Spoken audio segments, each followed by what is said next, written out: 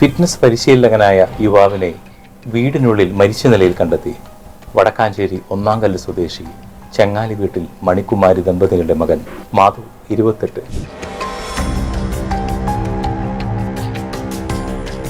Gym ട്രെയിനറായ Madhav ദിവസവും പുലർച്ചെ 4-ന് ജിമ്മിൽ പോകാറുണ്ട്. അമ്മയ്ക്കൊപ്പം വീട്ടിൽ അദ്ദേഹം തനിച്ചാണ് താമസിക്കുന്നത്.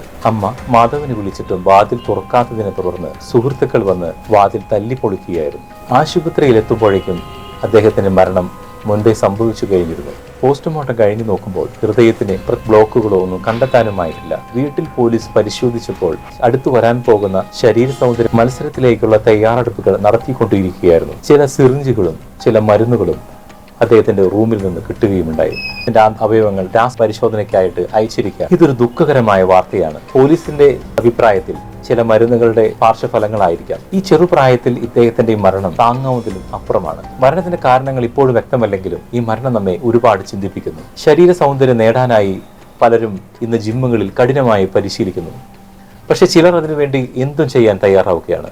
മരുന്നുകളും ഈ മാജിക് പൗഡറുകളും വരെ പോസ്റ്റ്മോർട്ടത്തിൽ പ്രത്യേകിച്ചൊന്നും കണ്ടെത്താൻ സാധിച്ചിട്ടില്ല. പക്ഷേ നമ്മൾ പല ചിന്തകൾക്കും ഈ മരണം വഴിതെളിക്കുന്നുണ്ട്. ഈ സ്റ്റീറോയിഡുകൾ എന്താണ്, എങ്ങനെയാണ് ഇത് പ്രവർത്തിക്കുന്നത് എന്ന് നോക്കാം. മസിൽ ബൂസ്റ്റിംഗ് സ്റ്റീറോയിഡുകൾ ശരീര മാംസം വർദ്ധിപ്പിക്കാൻ സഹായിക്കുന്നു, മസിലുകളുടെ ബലം വർദ്ധിപ്പിക്കാൻ സഹായിക്കുന്നു. ഇത്തരം രാസപദാർത്ഥങ്ങൾ അത് ചിലരുടെ ശരീരത്തിൽ കയറുമ്പോൾ കാഴ്ചയിൽ മാറ്റം വരാം. പക്ഷേ അതകത്ത് ശരീരത്തെ തകർത്ത് കളയും. ഹോർമോണിന്റെ അസന്തുലിതമായ അവസ്ഥയുണ്ടാകാം, ഹൃദയത്തിലെ ഒരുപാട് പ്രശ്നങ്ങളുണ്ടാകാം, കരള്, വൃക്ക തുടങ്ങിയവയ്ക്കൊക്കെ ഒരുപാട് നാശമുണ്ടാകാം. ജീവിതം അവസാനിപ്പിക്കാൻ കൂടുതൽ എന്തെങ്കിലും വേണോ? പിന്നെ ചില മരുന്നുകൾ വിദേശങ്ങളിൽ വിലക്കിയതുമാണ്. പക്ഷേ ഓൺലൈൻ വഴി ഇതെല്ലാം ലഭിക്കുന്നുമുണ്ട്. ഇത് ആരും നിയന്ത്രിക്കുന്നില്ല.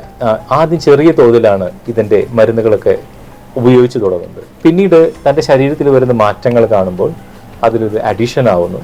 ആളുകൾ തന്നെ നോക്കി ബോഡി ബിൽഡർ ആണ് എന്ന് പറയുമ്പോൾ, അല്ലെങ്കിൽ ശരീര സൗന്ദര്യം നന്നായിട്ടുണ്ടെന്ന് പറയുമ്പോൾ കൂടുതൽ കോൺഫിഡൻസ് വരുന്നു. ഇതിന്റെ പ്രധാനപ്പെട്ട പ്രശ്നങ്ങളിൽ രാത്രി ഉറങ്ങാൻ പറ്റില്ല, ഹൃദയമിടിപ്പ് കൂടുന്നു.